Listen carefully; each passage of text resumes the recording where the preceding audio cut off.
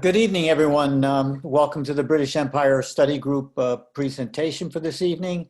My name is Robert Gray, and I'm co-chair of the British Empire Study Group with Joan Harmer at the Collectors Club. We're a group of men and women who enjoy philately, and on better times we meet at the Collectors Club once a month for a program and some entertainment. Of course, British philately was the first philately. John Edward Gray was the first recorded philatelist. He is not a relative, unfortunately. I would have loved to have had his collection. And the one penny blank is, the one penny blank, of course, was the world's first postage stamp. So we have roots. British philately goes well beyond just the British Empire. It's everything that they've invaded and held onto and released over time. And it's tremendously interesting philatelic history, no matter which part of the empire that you look to.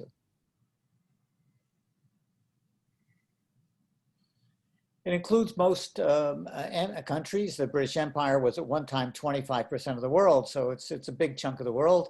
But also you have military post offices in World War I and World War II, various smaller conflicts, British post offices abroad, which include most of South and Central America, China, Russia, parts of Africa, the US, and Mexico.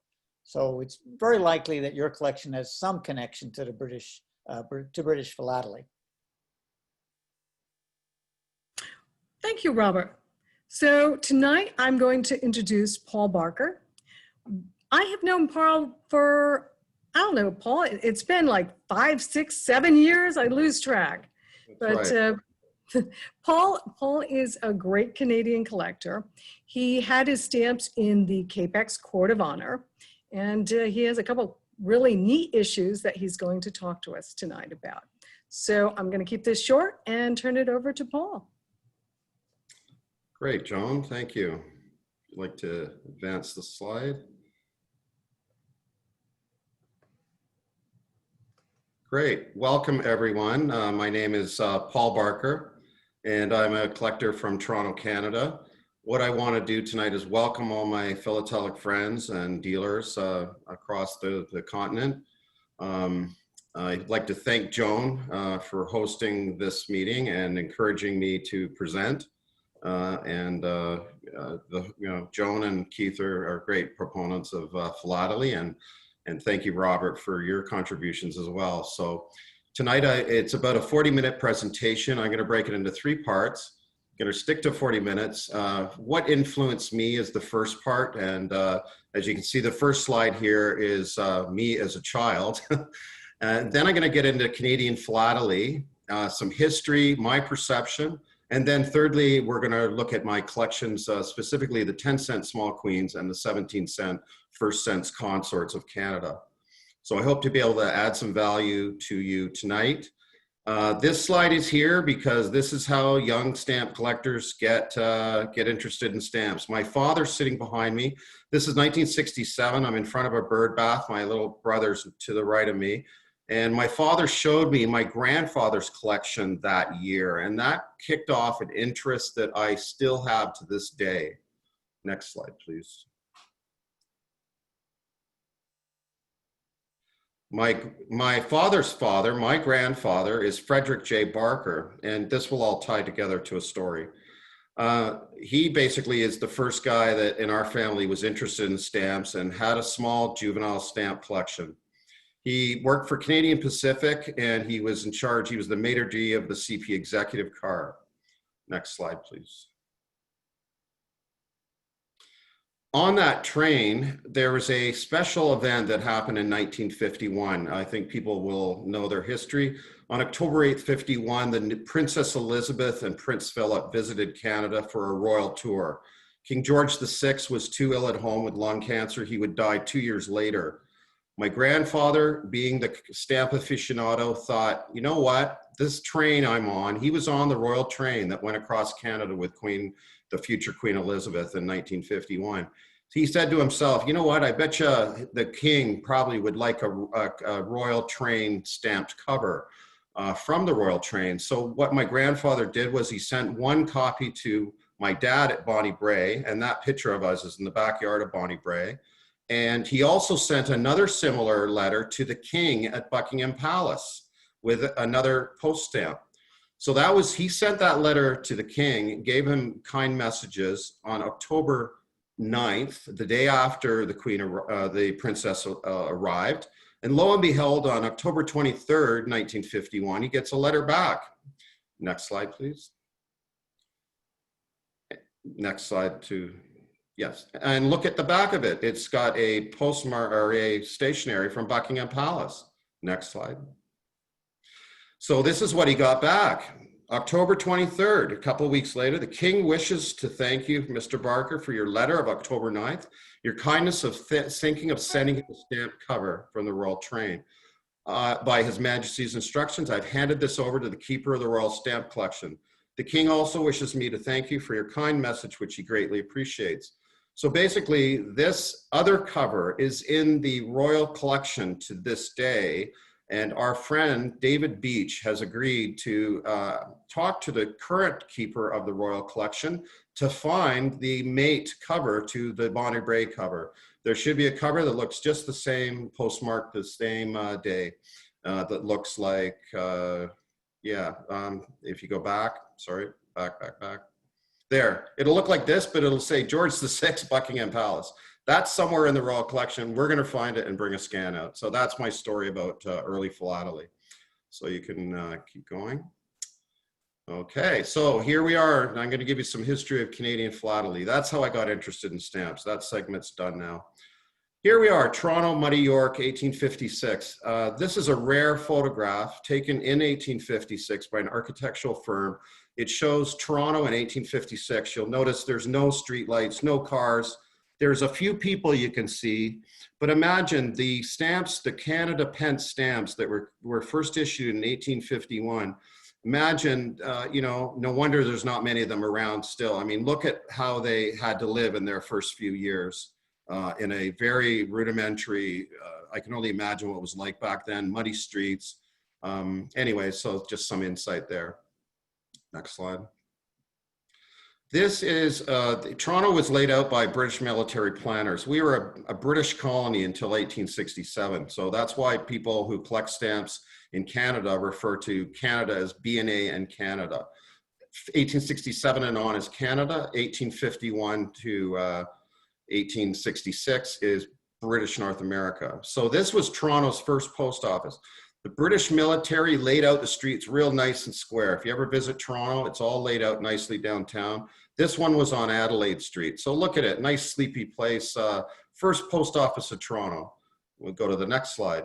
Well, look at it, it's still around today. I took this picture last summer. What you can see though, is they've added a roof. If you look at the original building, there's a roof line, okay? And you go to the other building, look, you can actually see a pink line where they added the roof.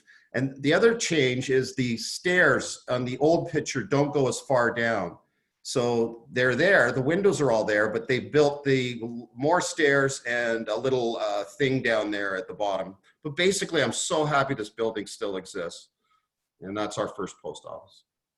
Out of that post office would have been sold the famous 12 penny black. This stamp actually that I'm showing here is the bottom half of a Lathrop pack pear that I believe some dealer, it could have been Jim Sissons, they sat there and they cut it themselves and scissors on their desk. And this pear resulted from that. I can tell it's that pear because there's a nick. And there's scans actually of the pear that it was cut out of. So anyways, these stamps were issued in 1851 by a portrait by Alfred Shellon. It was actually printed in New York City. And there's not many of them left. It was a rate that wasn't used. It was a lot of money to buy one of these. And they destroyed, they only sold, I think, 1,500.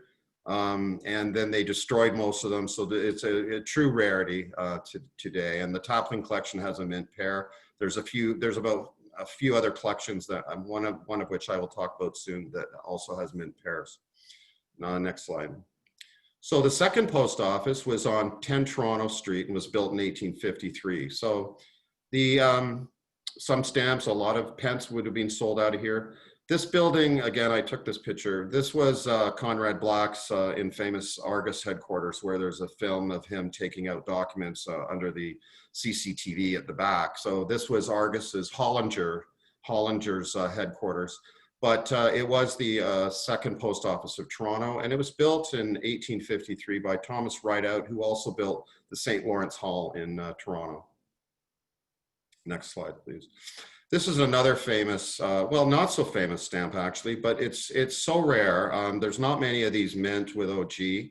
Recently one sold, I can't even believe it exists, a never hinged Canada Scott 13 6 penny perforated, sold for, I think it was 41,000, never hinged. I've never even heard of a never hinged one. To find these with OG is even hard. This is an example here, and these came out in 59.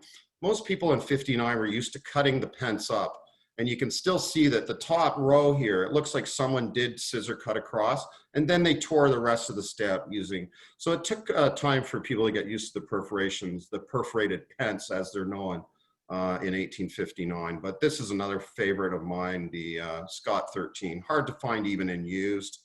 There is two shades of it. There's a slate shade and a brown purple. There's a secret suspicion that the slate shade is actually a Canada Scott 5 reperforated because it looks the same. The brown purple shade is distinctive though. I'm not sure where I land on that kind of conversation, but if I was collecting these, and I do, I would insist on the brown purple shade. Anyways, next slide. And here we come to Canada's rarest stamp, the 2-cent laid paper large queen. Sometime in 1870, somebody, a printing pressman, threw a sheet of laid paper into the press, and there was a number of 1 cent and 3 cents. There must have been more sheets of laid paper used for those rarities. Those are rare too, but this one is, there must be only one sheet of 100 because we've only got 3 known to exist. So anyone wanting to form a collection of Canada, similar to Robert Gross forming the complete collection of the US and needing the Z grill, which he traded his block of Jennies for, this is the stamp you need to collect. If you want to collect Canada complete, you need this stamp, and there's only 3 of them that exist. There was 2 for a long time. George Holzhauser out of Colonial had one. I believe Ron Brigham out of Canada had one. And I think it's now sold. And then lo and behold, someone discovered a 3rd one, and it went to the V.G. Green Foundation, who is the de facto authority for Canadian stamps in Canada. And they expertised it as if it's real. So it's the 3rd known copy. 1870, this one out of Hamilton. So these are the 3, this is Canada's rarest stamp. Next slide, please. This is something interesting. This is sort of, I put this together. I've always loved the colors of the large queens. There's a rare 23I lemon yellow shade. It's incredibly rare. Glenn Archer of Canada is a specialist in this. He knows This is the true shade. Most people talk about the 23i lemon yellow as the top right stamp, but it's actually a shade that is close to the 1 cent small queen. It's like a bright lemon peel. And again, the scan doesn't do it justice, but this is another true rarity in Canada. You don't see many true lemon yellows. Next slide, please.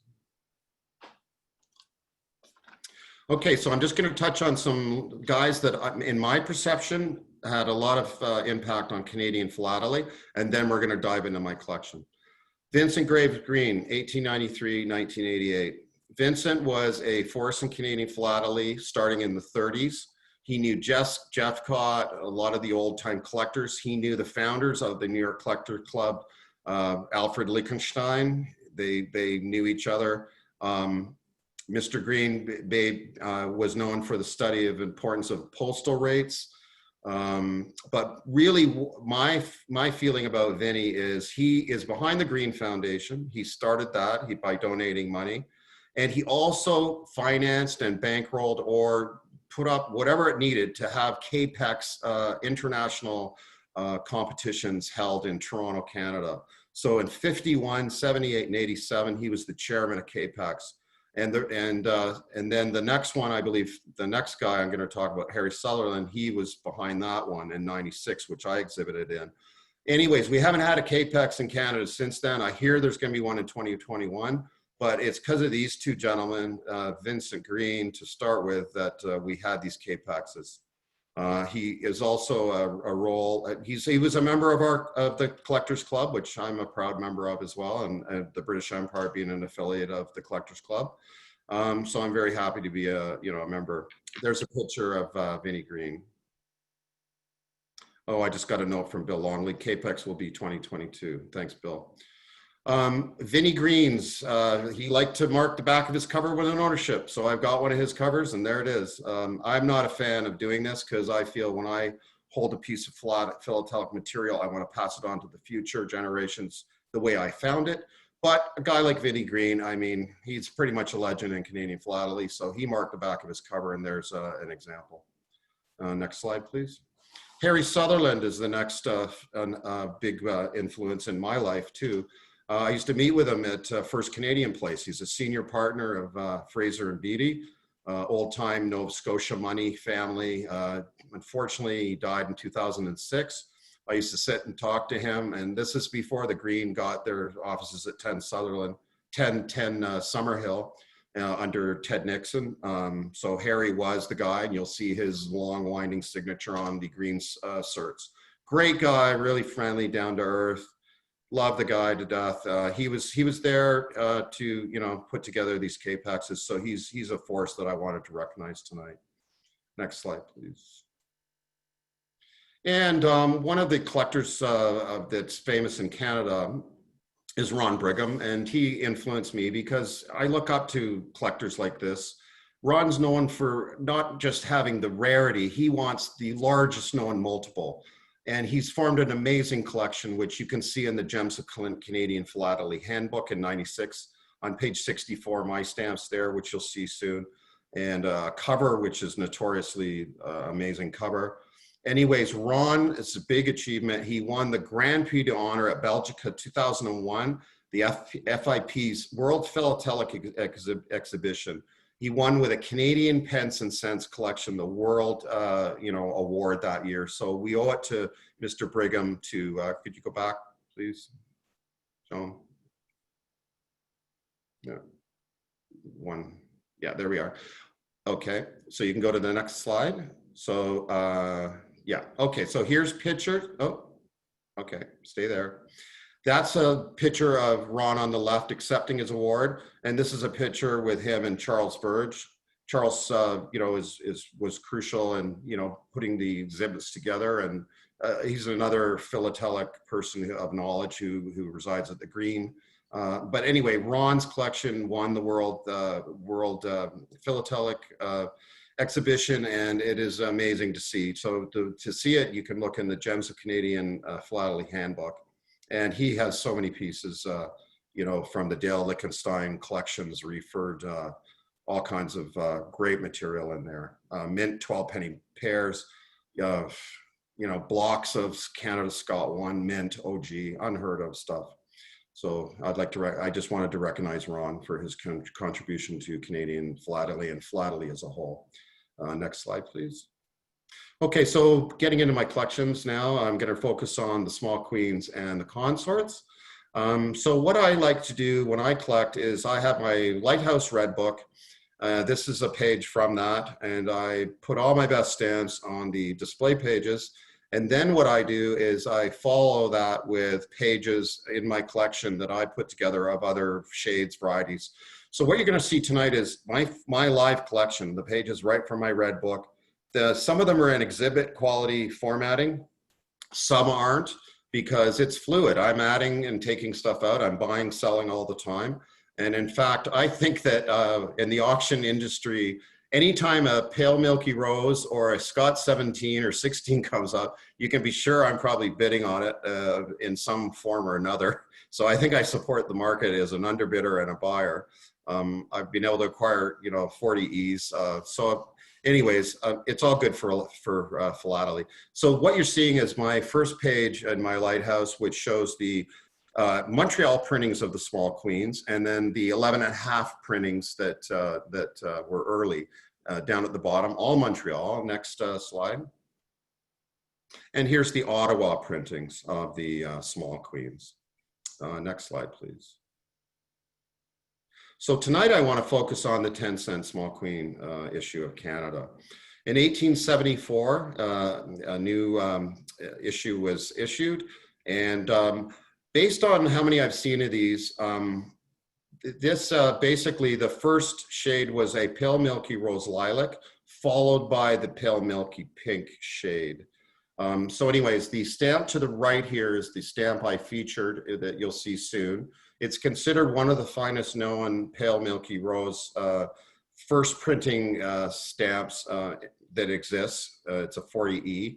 40C was the old numeration. So I'm very proud to have it in my collection, and I'm fascinated by these light printing. You know, there was a joke that guys would think, oh, these are all crappy faded stamps, and smart philatelists would look through the 10s and pick these out. Next slide, please, John. So again, this is the slide. This is the stamp that I purchased. The story was, I remember in 1995, I was a new collector. I was just interested in stamps from, you know, my time when my dad showed me the original collection. And I went to, I used to attend some Resch auctions when, you know, now they're up in Aurora, when they were down on Bay Street. And I used to talk to Bill Maresh and Rick Schurier, who helped me a lot, by the way. Rick's another internationally known expert in Canada. That he knows a lot. I used to love talking to Bill as well. And yeah, so it was just great that I had some advice from Rick, and he told me I got this auction catalog from Jim Hennick, who's now passed away. And I said, Rick, what should I buy in here? And he said he picked this stamp out in 95. And he goes, you know what, Paul, pick that stamp, buy that, and keep your hand up until they tell you it's yours. And okay, Rick, okay. And I bought it. I bought it for $1,300. And in 99, I stupidly sold it. And then I found it again at Eastern Auctions in November 2019. And I bought it again. And this time I had to pay $47.50 for it. So I bought my own stamp back. But I mean, it had an emotional connection. That was my stamp. It disappeared for 20 years. And I thought to myself, it was in the Henry Hall collection. I thought to myself, I'll never see it again. I've got to buy it. So it was me and someone else. And I just, whatever. Bid me wherever you want. It's my stamp, and I want it. So I'm very happy about that. Next slide, please. Okay, so here's the page out of the Gems of Canadian Philately Handbook that Chuck Furby issued in after Capex 96. I contributed the stamp that I now own again at the top. The cover below is also known as the finest cover extant of the pale milky rose because of the usage. It went to Norway. Anyways, this stamp, this cover, I'm going to ask Johan about this at Eastern. Both these stamps came through Eastern, by the way. I bought this one, the top one, at Eastern again. This one, I'm not sure who owns it, but it was rumored to be coming up for auction and an estimate of $25,000. So that's what you're looking at is a page of the 2 finest pale milky roses that exist, basically the 40Es, and on cover and mint OG. Next slide, please. Okay, so now I'm going into the printings, and some of this is in a formal, you'll see, and some of it isn't formalized. So basically the Montreal printings followed those pale milky rose shades with light dull rose lilacs, again, perfed 11.5 by 12. The pale milkies obviously were 11.5 by 12 perf as well. So throughout 1870s, they progressed, getting a little darker, as you can see, like the 40 III, you know, it's like a dull lilac shade. Got a, you know, a neat cancellation, a blue fern cancellation. So next slide, John. Again, more different shades, and I try to collect, you know, mint OG so the colors come through. The colors are actually coming pretty good on my computer here, but there's nothing like obviously seeing them in person. So I'm just showing different shades as they progressed. The thing I always try to teach people that don't know about the small queens 10 cent is the Montreals are all like that red violet-y color. The Ottawas though are a warm, more of a ochre, warm salmon shade. So like instantly when I see a Montreal or an Ottawa, I know it. Where I get a bit confused though is these bright rose lilacs, because there's Ottawas that are a 41 that are or a 45 rose carmine, and they can be a bit confusing. So you got to sort of tell by the gum. The gum on the Ottawas is more yellowish, and the earlier printings is dull streaky, especially the 11.5 perfs are bubbly, streaky, dull gum. So you sort of got to use all your intuition to figure out, you know, what year they come from. So next slide, please, John. Especially Montreal mint OG multiples are extremely rare. The 40A strip, 3 strip of magenta up there. These are all OG rose lilac. And the Gazette building, there was a fire apparently in the printing press in Montreal, and there was a small time when they went to the Gazette building, and then they moved everything up to Ottawa. That's my understanding of it. Next slide, please. And again, more shades of the 10 cent small queens. And I, you know, Don Bowen in the 90s used to collect this. You'll see his color chart coming up. And he just made a collection out of the 10s, and it was sold at Marash, I think, in 96. But I mean, no wonder. Look at the shades. I mean, it goes from deep plum to the pale milky rose. Like just in the Montreals, the shades are gorgeous. Next slide, please, John. And again, this is the end of some of the different shades as they're getting closer to the Ottawa era. Next printing. And here's some more just used shades. You know, I've never exhibit stuff like this, but this is sort of my shade collection to help me understand things. Next slide, please. And again, some other shades of the Montreal printings. And again, they all have that violet shade. Next slide. Here's some covers. So basically, you know, the 10 cent rate was for the US or overseas, I believe. I'm not a real rates person. I like the beauty of the stamps, the engravings, and OG and very fine centering. That's sort of what turns me on. But I do collect some covers too. There's another cover here from 1888. Next slide, please, John. This is 5 times the domestic rate locally here in 1886 with a 5 cent as well as a 10 cent. Next slide, please. And then we go into, in 89, they move all the printing up to Ottawa, and of course they can't get the inks are mixed differently yet again, and they go into the Ottawa printings. And again, look at the difference. Rose carmines, deep brick brown is the rare shade 1896, and it's a lot different than the brown red. You think of brown red's deep until you see the true deep brick brown, and that's the one in the middle there. It's definitely a lot different than the others. Next slide, please, Joan. Again, more shades used. Again, the deep brick brown used shade. I mean, wonderful, the shades of these stamps. Next slide, please. And Montreal mint, Ottawa mint OG multiples. That deep salmon rose is stunning to see in person. again, the colors, there's just no comparison when you have mint OG stamps that are fresh. And I thank the philatelists who cared for these stamps since 1898, that now they're in my collection. I thank you. And I plan to be caretakers and take care of them for the future. Next slide, please. And some various counters in perf pair, BABN imprints, 10 counters, 10 and numeral. Next slide, please. And some more shades of stuff, more mint stuff, again, from my collection. I just sort of accumulate them because I love them. Next slide. And this is Don Bowen's color chart. There is some confusion nowadays, what people call the magenta versus lilac, and some people say it should be reversed. In 1996, I mean, it's no question the pale milkies are pale milkies and the deep brick brown, that's no question, but it's when you get into the magentas versus lilac, there's some confusion still. And some people say this chart isn't right, that I should be calling magenta lilac and vice versa. I don't know, it sort of makes sense to me the way it is. But anyways, Don came out with this color chart of the Montreals and Ottawas. Next slide, please. Okay, so we're moving on now to the first sense issue, and this is the final issue I'm talking about tonight. As you can see, for some reason, the issue of the Consort is the same issue, just had a darker color in the first printing, but they decided to give it a separate Scott number for some reason. So it's got 16 for the black brown and 17. This is the group in my page of all mint OG, except for the black brown. That cost me about $7 grand to get that one mint. I'm working on that, but not right now.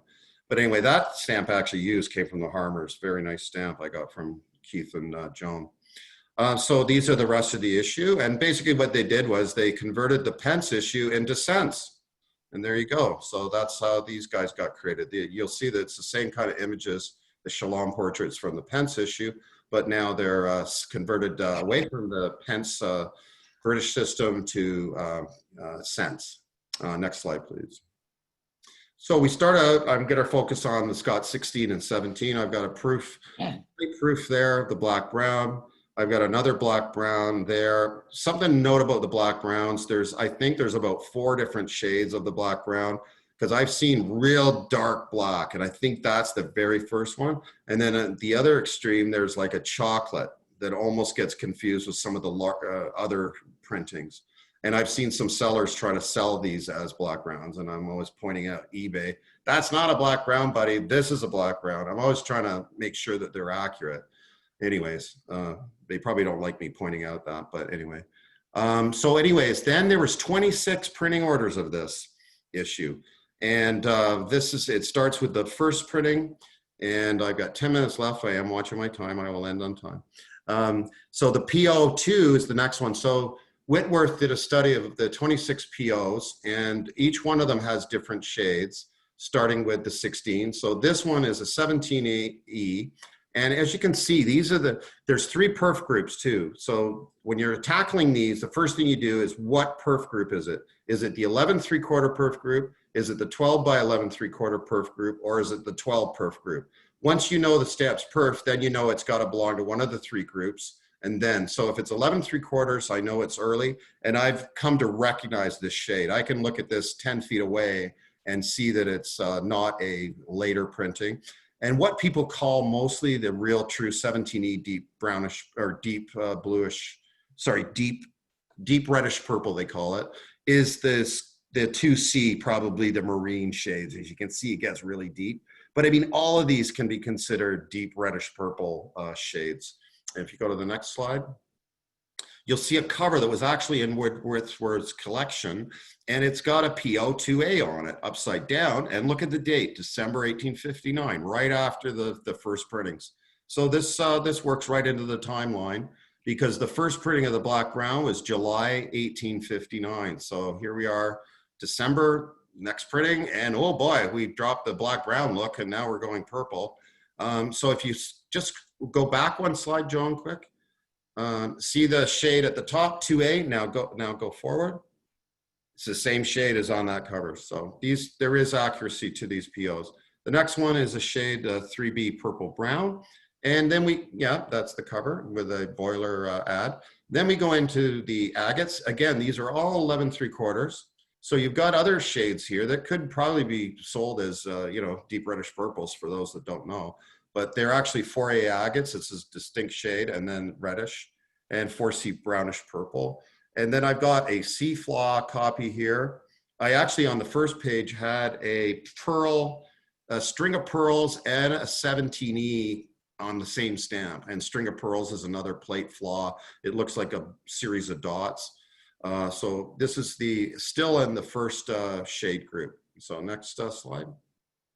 Here's a double epaulette from March, I think, 60. Double epaulette is, again, one of those stamps. The Consort has an extra thing. It's basically a plate flaw, but that's extremely rare, especially on cover. The cover below is a Parkman cover. They're all very famous correspondents. Mrs. Parkman got a lot of letters from Canada. She saved them all. So there's lots of Parkman pence around. There's 1857, deep reddish purple pence there. This is a Parkman cover in 1860. So it would be classed as a deep reddish purple as well. Next slide, please. And then we get into the PO7 and 8, and these start looking dark brown, brown 8A. And then we leave the 11.5 3/4 all the way around group. And we go to group 2, which is 12 by 11 3/4. POs, Whitworth POs 10A to 17C, starting with these shades. And I'm identifying them by PO number. Next slide, please. And here's some covers dated 1862 with a 9A. And lo and behold, here's Vinnie Green's cover with the back of it being stamped. So that's the front of that cover. It's a 12A light brown from 1863 that was in Vinnie Green's collection. So right here, I've got a Vinnie Green cover and I've got a Whitworth cover, two famous people. And I love having their stuff in my collection. Next slide, please. Okay, so we're progressing in the shades of the 11 or 12 by 11 3/4 perf group 2. And within that perf group, you can see different shades. One of the striking ones is the deep plum. And you'll notice there's shade variations. It's still not a science. Like, I'm still trying to figure out which shades belong with which within, like, I've got them generally, but it's still a work in progress. Again, the perfs tell me which group they need to be in, and then I look at copies on cover to get further, and Whitworth did all this research for us.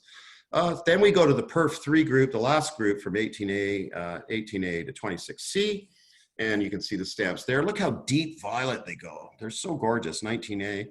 Next slide, please. And 20A, and then there's a 20B Dole Claret. I guess the guy, I don't know who was mixing the inks that day. And then back to these colors. And again, 22A, look at this deep bluish, dull purple. Outstanding shades. And next slide, please. And then we end up with reddish shades. And a lot of people know this issue from these red shades. They've probably never even seen, the average collector has never even seen, the black browns or the first PO group. So I've got some nice stamps in here. That Rockwood one, I remember it cost me a lot in the 90s. That came out of Chuck Furby's auction. It's post-dated Rockwood. And it ends up with 26C brown, pale brown purple. Next slide, please. Again, two other covers, 1864 and 1867, showing the red stamps in 1867, which matches up with my,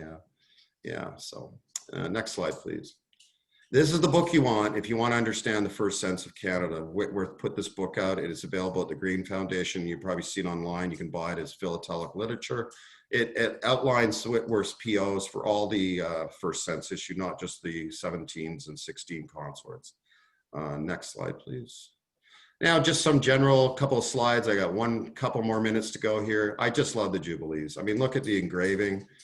These things are like money too. You get a never hinged, very fine Jubilee. It's like gold. Everyone will buy it. They're easy to sell. The one I found on this page, hardest to get never hinged VF is the 20 cent. I can find 50 cents all day. The 6 cents was challenging too, and the half cent, surprisingly enough. But it was really hard to find a never hinged nice 20 cent. I think they're rarer than we think. Next slide, please. And I also dabble in a bit of US stuff. I'm a big fan of the Zeppelins. I think my dad showed me those things when I was young too, at a stamp show in Willowdale. I actually still remember, and I was like, Dad, I love those things. And to this day, it stays with you. I'm 59 now, it stays with me. So what I do with the Jennies here, I've got the high flying Jenny, which is about a $300-400 premium, then the normal Jennies, and I'm trying to make it like it's landing. And then the Jenny on the left, it's touching the top, but the true variety, the wheels go down into the sea of sense, and they go for like $5,000 if you get one of them. Now, obviously, the inverted Jenny is what you want. So I play with these poor man Jennies and do stuff with them. And the next slide, here's another issue I love. I love the Trans-Mississippi. It's the engraving. They're like the Jubilees, same time. And I remember there's a famous engraver who worked on the Trans-Mississippi. And what I always do with stamps is I establish a standard. I say I'm only collecting VF never hinged OG. So that's what all these are. And I will wait until I get one that fits this. Now, obviously my 1 cent Cattle in the Storm and the 2 cent, or the $2, $1, they're too expensive, never hinged. I mean, so these are lightly hinged. They're really nice stamps though. I love the Cattle in the Storm. And the funny story about that is it's actually Scottish cattle from some portrait. And the guy who was doing this took it as Western cattle and put it in a stamp for the US. But the cattle there are Western Scottish Highland cattle. So I just love this issue. And next slide. And look at that. The Cattle in the Storm has visited the Philatelic Foundation in '93 and got a cert. And next slide, please. Well, that wraps it up. Right on time, 40 minutes. Thank you so much, everyone, for listening to the presentation. It was a story of my collecting, how I got interested, my collection, and some history of philately in Canada. I hope I have added to your knowledge of Canadian philately. And thank you again so much for attending. Yes. Wow. Thank you very much, Paul. That was just wonderful. Thank you. I never really looked at all the different shades, and there was just John Borwis's group on analytical philately was just talking about how the normal eye can't see all the different shades, but right there, yeah, I guess you could see 1 or 2 different variations. But that was just a really great description of all the shades. I never thought I'd be so enthusiastic about shades. So our next meeting, I'm going to go through some housekeeping, then we will go for some questions for Paul. So please either use the Q&A or we'll just bring you over and you could ask Paul directly. So our next meeting will be on November 12th with Gary Lowe. And he is going to solve the mystery of specimen stamp irregular blocks. And he says that there will be a British Empire focus to that. So that should be good. And I guess I went too far. So now we're gonna have some questions and answers. Well, we'll give the questions and Paul will give the answers. So. If I know them. I'm sure. Analysts out there that know more than me, I bet. But anyway, I'll try my best. Okay, so it will take a little while for people to put questions in. So let me start by asking you a question. Do you, I'm not sure if you have children or nephews and nieces, do you try to get them excited about philately as you were? I think it was more popular, back in the 50s to, a lot of people had general knowledge. I find today, if you have a collecting bug, then people basically are into it. I try to show my collections, but I find when people got to have a bit of an interest, there's a collecting person type of personality, and usually they're very visual. So I think that, they are the ones that I'd be looking for, but I don't come across them much. So I really should try to do more. I enjoy participating in this forum to, show my collection and pass on some knowledge that I've gained. But that's a good point. I think we need to do more, to get people interested, because when they grow up, they become collectors like myself. And when we're all gone, we want younger generations to be collecting as well. Yeah, who's going to buy the stamps? So yeah. David Sachs has a question for you. And if David, if you're already in, you could ask it yourself. But Paul, could you discuss the laid paper 6-cent rarity and its origin? And David, chime in if you want to elaborate on that. The large queen, is that what he's referring to, the rarity, or the? Yes. Good evening, Paul. Thank you, Joan. Yes, Paul. A great presentation, and thank you for addressing my question. Thank you. Okay, so yes, the green was it the 6-cent green laid paper variety, and maybe you could tell me something about its origin. Sure, I'm working on my camera. Yeah, it's a 2-cent actually. That's what was confusing. 2-cent. Yes. Okay, so it's basically there's 100 stamps in a sheet, and there's only 3 that have been found. And for a long time, there was only 2. And they found a 3rd. So I'm not really sure of the origin. I know Kazimir Bileski had a copy. I know George Holsheiser out of Colonial has a copy. And Ron had a copy, but he sold it, and he's got his pencil. But I don't know where the other 2 are. So, but as far as the origin, I believe the 2 were long identified as rarities, and the 3rd was recently discovered. And there's a whole write-up. If you go to the Green Foundation here in Toronto, they expertised it, and there's a whole write-up on how they did that. The 3rd was a used variety. I believe you said it was. It was used. Yeah, all 3 of them are used, I believe, and the 3rd was discovered recently, which was mind-blowing because everyone was convinced there was only 2. Wow. Okay, and Rick Howell has a question. Have you ever considered having the color shades verified with the new color spectrography equipment? No, I haven't. But my feeling is, that the shades are more, they sort of label that like magenta and lilac. So maybe technically that would be interesting to see what technically, the Pantone shade is. And maybe, yeah, that would be neat to do that. I've never thought of doing that. Yeah, there's a couple good papers on that recently. Yeah. So I think there's a whole study on that they did, I think the 5-cent in US. So, okay, I think everybody is in now. So if you would kindly open your video, if you'd like to share your face, so that way it's always nice to see people. I know that name. Who else do I know? Yeah, there's a lot of people. Bill Longley Bill's here. Yeah, I know. Let me just look at the participants, see who else is here. Charles Carlson. David Fox. John, if I might ask Paul, I'm surprised, Paul, among the U.S. stamps, the Trans-Mississippis and the Zeppelins, you didn't mention the Blue Nose, which is considered, I believe, the most beautiful stamp in Canadian philately. Yeah, well, it is actually. It's a beautiful stamp, but it's fairly common, and it's in the 1927 issue.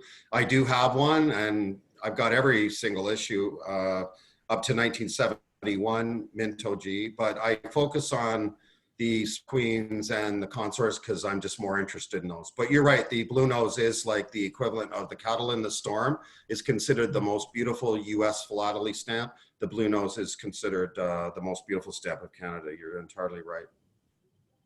And Bill Longley adds he doesn't have a camera or a speaker on his computer. Sorry, Bill, I'm glad that you joined though. Thank you. Bill is a long-time experienced philatelist. Yeah, he mentions that Richard Judge studied the color shades of the admirals, and there's a huge research article in BNAPS. Okay. On their website, so that Richard Thompson in BNAPS did a lot of study on the consorts as well. He's another authority who, yeah, he knows the consorts as well. So there's quite a few of us up in Canada that like the consorts. And I know Maresh has a reference collection. I know the Green Foundation has a reference collection. So when they're expertising things, part of the Green Foundation is they have a philatelic library as well. And once COVID's over, you guys come up to Toronto, feel free to drop by there. You can go in the library, and very nice people. And if you have Canadian stamps, that's the most respected cert for Canadian stamps in the globe, the Green Foundation. In the States, it's different. I don't think they don't expertise US, just Canada, BNA, they're the ones. Hmm. And if you ever get to New York, I think in the Collectors Club, we have that big Cattle in the Storm. I think it's a poster. I was just thinking, What wouldn't is it be amazing to think maybe Vinnie Green and Alfred Lichtenstein's ghosts are in the Collectors Club and they're toasting each other in heaven, you know, you never know. They did know each other, and I'm sure they walked in this building. I'm sure Vinnie Green in your building. It's a, you know, it's a lovely building, so I hope you get to come down to. I know, I can't wait. But let's see, who else is there? Maybe we'll have to redo those stamps with American cattle like the ones I've got behind me. Yeah. What are those, Longhorn? Yes, they are. Well, those are true Texas cattle. Those are nice. Absolutely. I love Texas beef. They're Scottish. Like cats, Alberta beef. American. Yeah, you got it. I went to So- Houston one time. I never had so much good steak in my life. Okay, think there's one vegetarian other thing. here. So, wow, that was great. So what are your plans? Like, what is your next pursuit? Or are you going to just stick with the shades of the small queens? I still have some spots to fill. My Quebecs, I still need 15. I'm just trying to fill all the spots. I want to collect more pence, but it gets expensive. I'd like to get a really super duper black brown mint OG. Yeah, so I mean, you know, I gotta be careful too, because my wife doesn't appreciate my diverting resources to stamps, but you know, I have two hobbies. I play guitar and I like stamps, and in the daytime I sell Azure and IT to companies. So it's nice to have hobbies to keep my mind busy. Yeah, well, keeps you busy. Yeah, yeah. Otherwise I get, you know, you could go down the wrong paths, you know, so I'm stamps is a great COVID thing too, because you're sitting, you know, alone, and it gives you something to do, and the winter's coming, and then we can get together and do this virtually. It's amazing, and thanks to you, John, that, you know, enables all this. It's great for Philately as a whole. Yeah, it's wonderful. That's how I justify spending more on my collection. I tell Keith I don't have to pay the train ticket in, so I should be able to put that to my stamps, right? Yeah. That doesn't work as well as I hoped it would, but I see Richard Colberg's here. Hi, Richard. And Roger Brody. So how familiar are American philatelists with Canadian material? Is it pretty, like, I'm very familiar with a lot of the US, but I mean, I don't collect it. I guess there's Americans that collect Canada as well. Ah, there's one, Richard. There we go. Yeah, it's part of the British Commonwealth, David. Yep. Yep. Roger. Excellent. No, this is fun. I love participating in these, and you know, you some of the things as philatelists, you almost don't feel like showing your collections, because you show it to people and they don't know what they're looking at. So I just don't bother, you know. But to you guys, you know what I'm showing you. So I love showing other philatelists. But you show the average person, like long ago I gave up. They just go, oh, yeah, nice, and they don't understand anything. So there's no point in even showing them. So it's so nice to have a forum where people are, you know, knowledgeable and interested, and know how hard it is to get these things and how expensive it can be. I think that's one of the challenges in philately in general, is to reach out and make it relevant to the non-philatelist. And it's funny, once they learn about it, particularly postal history, they tend to get the bug. Like Ed has this exhibit on Dr. Segna. You have a couple really neat ones, which are just really entertaining. And, you know, Some people don't appreciate the philately, though. well, you know, I think you have to start somewhere, right? So No. I have a question for Paul.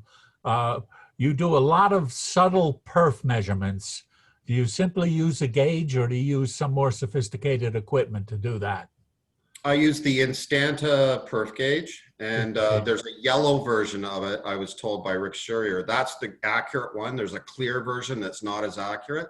So I've got the old yellow Instanta, and what I'll do is put the stamp on it, and under a bright light, and then I have a magnifying glass and I move it along the perf gauge, and I'll line up the perf tips. Some people put it in the valleys. I line up the perf tips, and as you move it up and down the scale, you can quickly see that it's 11.5 versus a 12. Some of the 12s are actually like 11.9, like technically, but we call them 12s. And then there's some oddballs, like there's a small queen I bought from Ron Leith out of BC, and it was a funny shade and had weird perfs, and you know, I bought it, it's beautiful. It's one of those pinkish shades, but it just had perfs that shouldn't be there. So I think there was, you know, when a perf machine broke down, they'd use a different one, or they do funny things or grab the wrong paper. I mean, you got to remember, it's very rudimentary. There's no computers. It's, you know, a pressman mixing batches of organic ink every printing, and it's amazing the material they produced. Like, and I just, also behind the pressman were some chemists isolating the inks or preparing the inks. And right. The chemistry wasn't that good in those days either. So that's why there's so many different shades, I guess. Right. And Ed should know this. Are you a printing? He's a chemist. No, I was a chemist in my day. Ah, okay. Paul, with the advent of spectrographic analytical conditions these days, have you employed spectrographic analysis to any measure to determine the validity of the color variations? You use spectrography to your advantage, or to assert or deny the color of yeah, that's true. I know the Green Foundation has a Spectro 6000 scope that they use to determine validity, like faults. But as far as shades, I'm not sure. Yeah, maybe, you know, a color chart, or I don't know. I tend to just, you know, go by the other shades and try to stick to the common, the way they're described. But there are. Have you experienced? Have you seen where spectrographic analysis has been used to invalidate? I don't know. It's not my area of expertization. I mean, the things I do, I hold stamps up to a light to look for thins. I can tell by holding the stamp like this and look at the gum. I can tell usually whether it's regummed or not, if it goes around the ends of the perf tips. It just has a funny look. It doesn't look old. You can pretty much, there's a lot of regumming on large queens, some small queens. And you got to be careful, it's never hinged. That's a dead. Perhaps. I'm sorry, I didn't mean to interrupt. Go ahead, Paul. No, I'm just saying, like, it's, you know, always good to take mint stamps, put them under a UV light, because people lighten cancels, and then you find mint stamps that are no gum. Watch out, they're probably used, light and cancel. Then there's always hidden tears, thins, and I'm telling you, all this makes a huge difference in value. So my thing is aspect. Well, I was just going to say this aspect of analytical philately may change the yeah, level. True. But I mean, that's why it's important to get a cert to make sure it has OG. And you know, I go to the green with the ones that I feel need a cert. But sometimes they come back disturbed OG, sweated, and I don't like the result. So I've taken certs and just ripped them up because I don't like them. I'd rather have the stamp with no cert. But you know, and then you get a cert from another place. The PSA is famous for having no idea about Canadian stamps. I've seen them expertise stuff as black browns, and it's not even a black brown. But PSE, philatelic stamp experts. Yeah, the guy's out of California or whatever. Yeah, that's Kaz Brivas. Didn't he run a string of massage parlors out there at one time?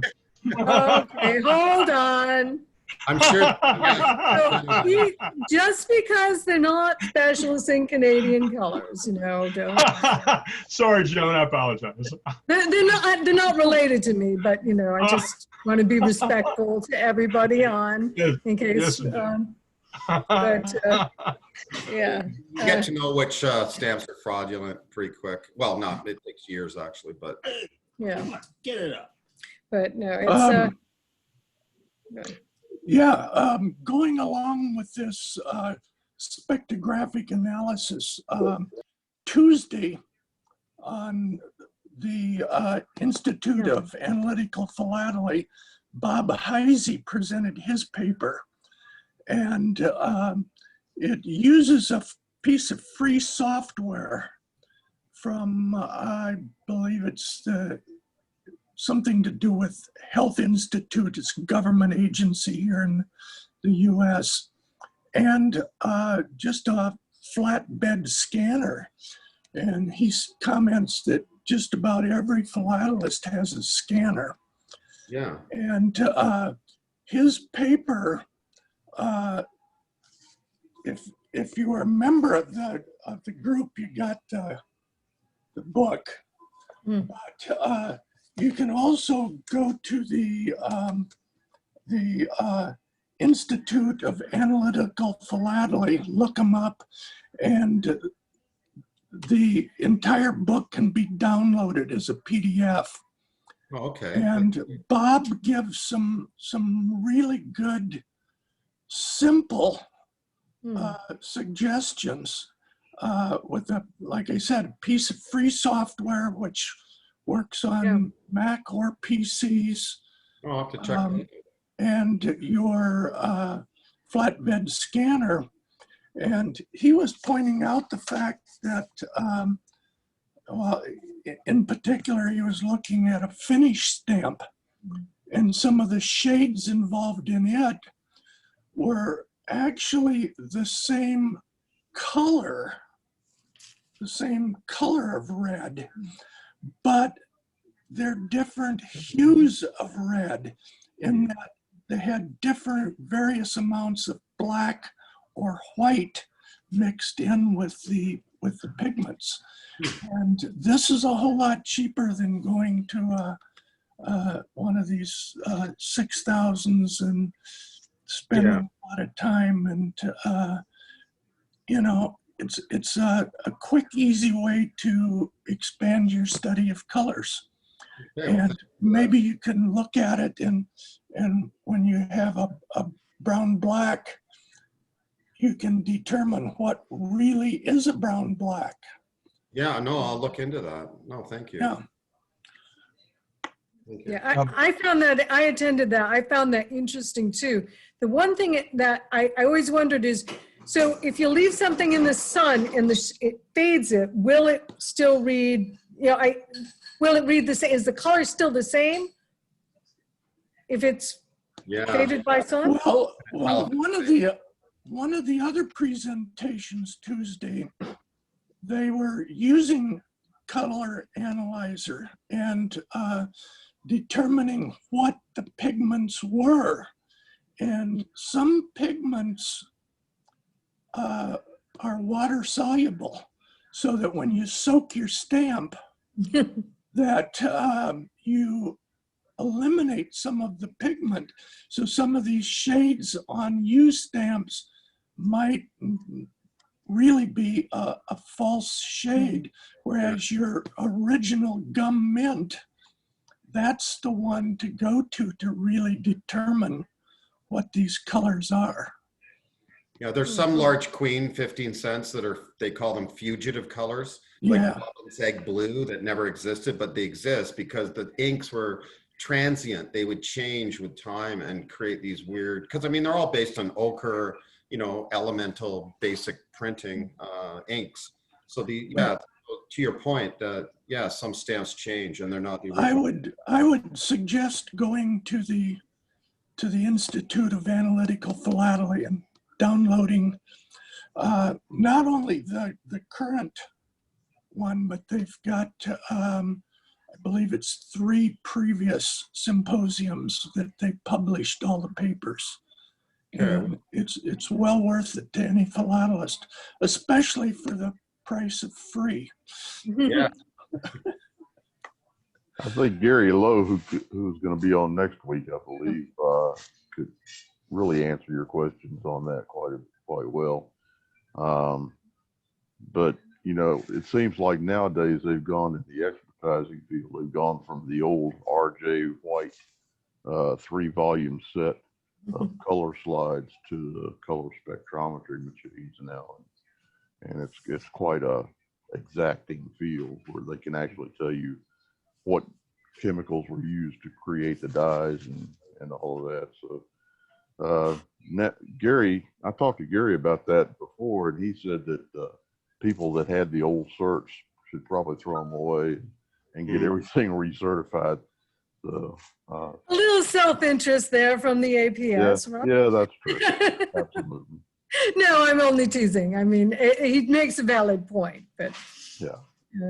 yeah, the foundation who shares our building also has the equipment. And I just love going up there and spending time with their machine. So it's a really neat area. I wish I could afford it. Well, you just come to the Collectors Club and go upstairs That's a long and trip talk for to me. them. Joan, Samsung actually makes a device. I think you can find them reasonably inexpensive for spectrographic analysis. I believe it's called the UF80 or the UFH80. David Kugel and Mark Esther were here visiting with me not too long ago. Also, Eric Jackson came to see me not long ago, and I have one of these devices. It's in the back room, and it Paul, you might want to look into it. They're relatively inexpensive. Okay. And do a great job with spectrographic analysis. I believe it's the UF-80. If you'll bear with me just a moment, I'll go get the exact designation and come back with it in just a moment. Yeah, sure. Throw it in the chat, maybe. I will indeed, yes. Yeah, that's neat. I worked for a hyperspectral imaging company for a while. And of course, they had made the scientists give me what lenses I needed to buy to make my own spectrometer. So of course, I never got around to doing it, but at least I have the Edmunds catalog marked out with the lenses I need. So, but with all those shades. Keith wanted another race car. He said he wanted another race car, and he wouldn't let me buy a spectrometer, so I had to go on the cheap. But what was the name of the presenter that had mentioned the software? That was Bob I think you said it was Heisey. Bob Heisey. I'm sorry, can you say that again? I think you said it was Bob Heisey. yeah, Bob Isaac? Heisey, Heisey. Heisey. he's in Florida, I believe. At least Liz's, if you attended our postcard, I believe it's her husband. Yes. So he does There it is. paper also, because Okay. I believe he's a paper expert. Single color or single pixel colorimeter and optical Yep. density. That's okay. So we'll try to figure out how to get that article. We could, if you send us a note, if you send me a note, I could forward it on to him, and I could see if we could get the answer. And the invite has your address, mailing address, your email Or address? just send it to the Collectors Club. Roger and I will, one of us will pick it up and know what to do with it. And that's .org, right? Yes, it's the collectorsclub.org. British Empire Group is too cheap to have its own email. Actually, we do, but everyone forgets about it. So, including Robert and myself. Because it's yet another email address to follow, and it's, so, we usually have great dinners at the club. So you're not there, but we usually have themed food and wine, so. I'm going to have to tell everyone goodbye. So, Oh, very thank interesting meeting. And thank you very much, Paul. Thank you, Kenneth. Thanks. Oh, David's back with, do you have the machine, David? Yes, Joan. I wish I could. It's in the back room. I can't disconnect it from the computer, but it's magnificent. David Kugel and Mark Esther, Eric Jackson, and others were here visiting with me not too very long ago, and were amazed by it. It's very inexpensive. It's a remarkable device. I purchased it from an engineer who was using it to look at microelectronics. But for stamp collecting, it's spectacular. It's And it's and this- it's the Samsung U as in uniform, F as in Frank, dash 80, S as in Sierra, T as in Tango, the Samsung UF-80ST. It's Great. fabulous. And I'm telling you, it's just incredible. You have to see to believe it. And it comes with a remarkable software package, and is everything that any, well, stamp collector could ask for, really. That sounds It's great. fantastic. It's great. Yeah, we're going through the one frame exhibits. I was hoping there would be one on that technical philately with this shades. Well, Paul's in the one frame competition. Just the So- small. Yeah, so it's a fun event. Okay, are there any more questions for Paul? Say goodnight, Gracie. Really enjoyed the presentation, Paul. Oh, thank you. Very It was informative. I'm Thank gonna you. have to start digging through my hordes of Canadian stuff now. Find you those pale milky roses. They're worth a lot, 4 Yeah, times. I'll keep my eye out for those. They're not faded stamps. Okay. Thank you, very Paul. much. Thank you, Paul. It's great to meet you, Joan. Thank you. Thank the Collectors Club. It's magnificent that you are doing this. I'm very grateful. It's wonderful to be, and I certainly hope everyone is in great health. Hi, Keith. Everybody's in great health and doing fine, and God Ditto. willing, we'll all be together again for the next presentation. Yeah, Thank you so very much. thank you. Thank you, Karen. I'm trying to get in the picture, but I got to lean over the dog. Say hello. Yeah, she can't, she doesn't get up. Did you see the closed captions? Were you able to see closed Yeah, I captions? saw that. Did anyone else in the audience see closed captions? Yes, they were great. They That were was- great. Yeah, that's what I was in the middle of it and I was like, I wanted to try that for the bigger group because we Yeah. have some people like my husband who are hard of hearing. So I said, all right, I'm going to use Paul. He's a good victim. He's sure. going on nice. You know, he's very articulate. You know, you were articulating so wonderfully. I was like, oh, if the software, you know, if the software could do anyone, it could do Paul. So yeah, I'm not sure how it will do on some of our foreign presenters, but. Right. Yeah, that'd be interesting. Well, and that was the other worry is like if it started blurting out some things that you really wouldn't want phrased a certain way. So I figured we were a small enough group where I could give it a go. Yeah, a real test in the real world. Paul, I It's might helpful. also, oh, I'm sorry, Joe. Paul, I'm Oh, no.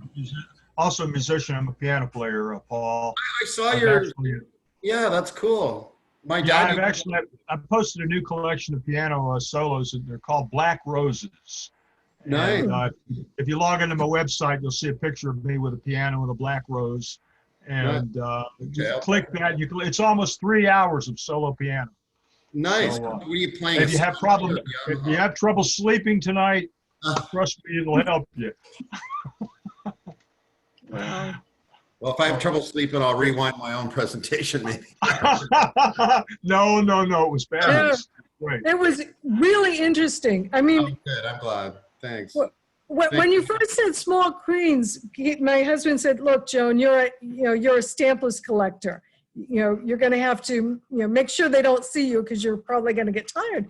And then when we did the rehearsal, I was like, no, it's actually really interesting. You know, because I couldn't believe how many different shades there were. Yeah. You know, stampless covers, you have black ink, Yeah. it's not. No, the shades is what. I think it's because the shades, I like the 10 set and I like the 17s. Both of them have many shades. That's probably part of the attraction. Yeah, I was just fascinated. Yeah. Paul, was there a book issued recently on the Canadian pence that it's a large volume that I'm trying to think. It's a gray hardbound that issued recently. I can't think of the title, but I would like to obtain a copy of that. Yeah, the Vinnie Green, the VG Green website in Toronto has a lot of information on spectrograph 6000, how they expertise the 2-cent laid paper. So I encourage you to go to that site. It's full of philatelic information and details of how they expertise stuff. We're not going to go into that about vinegar. It's available. It's online. No, I'm just, but sometimes you have differences of an opinion, and Yeah. all expertising groups tend to be very opinionated. I'm only saying for Canada, VG Green. No, even with Canada, and that's one of the problems, is I don't think they've made that transition to looking at the scientific aspect of a patient per se. So you still, you could come in with analysis. So you could come in with all this spectrographic analysis. You could come in with ink analysis, paper analysis from a paper expert, and you'll still get an opinion. Yeah, it is. So, it's science. Yeah. Yeah, there's still, I don't think that they've really made that transition yet. And and should they? I mean, there is something to say with good old fashioned, gut instinct and what you see, because look at forgers. So then now you have a way that, how do you forge? You have to forge to the scientific standards. It sort of makes it a little easier. Yeah. I think in this world of science that we live in nowadays, they're trying to take everything out of the art realm and put it into the science realm. So that's what they're doing. Yeah, I think there has to be a balance, which is good. But anyway, and I guess a lot of forgers would say the same thing, right? But anyway, well, thank you very much. I'm going to go and feed Keith and the dog, not in that order. Thanks, but, everyone. Okay. Thank you, Paul. Again, great presentation. Oh, thanks. No problem. My pleasure. Thank you for letting me in the club and let me have a chance to present. Appreciate it. Oh, yeah, our pleasure. Thank you. Thank Good you, night, John. everyone. Right. Good night. Good night, Rick. Good night, David. Good night, whoever else is on. Good night. Good night. Mrs. Calabash.